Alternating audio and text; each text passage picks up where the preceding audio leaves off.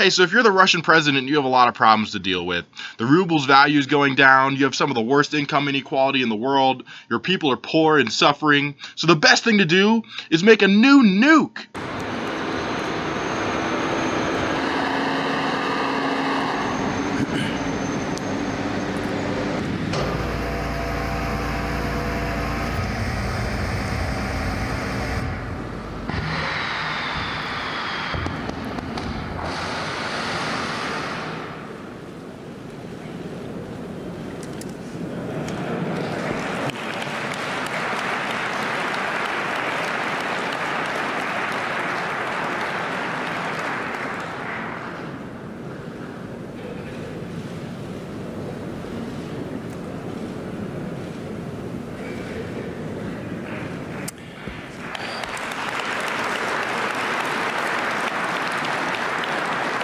You'll notice the Russians designed those warheads to resemble the rock-hard manliness of Putin's nipples. President Badass Manly Nipples says these new rockets fly too fast and too low to the ground for U.S. missile defenses to shoot them down. So does this missile give Russia a new ability to nuke the United States? Should we all shit our pants with fear? Nope. There's no possible missile defense system, including ours, that can stop the amount of nukes that Russia has. So this new rocket doesn't change anything. It's just aggressive bluster from Russia's dumbass 80s action movie hero president. So let me explain about the US missile defense system.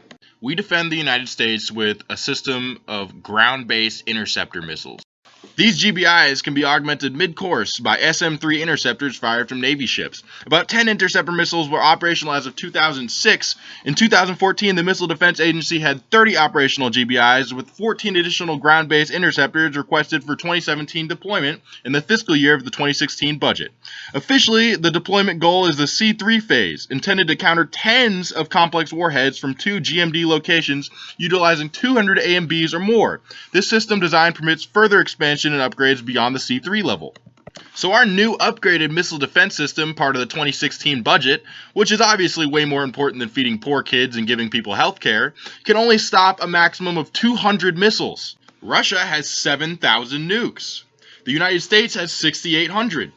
If we want to annihilate each other, there's no ballistic missile defense system that is stopping us. So this is just a stupid aggressive move by Putin that doesn't change anything. So the ability of Russia to annihilate the United States in a nuclear holocaust is not new, but to TYT, this story means that Trump is in Putin's pocket and he wants Russia to nuke Florida. He demonstrated how this new nuclear capability could target the state of Florida and potentially destroy it.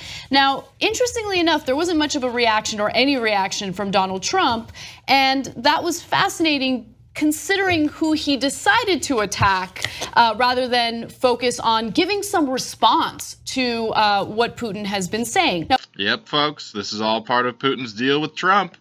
Russian hackers spend $100,000 on Facebook ads, and in return, Trump bombs Putin's ally, occupies them permanently, renews sanctions on Russia, upgrades our missile defense system to never-before-seen levels, but most importantly, Trump won't tweet anything about this new missile test.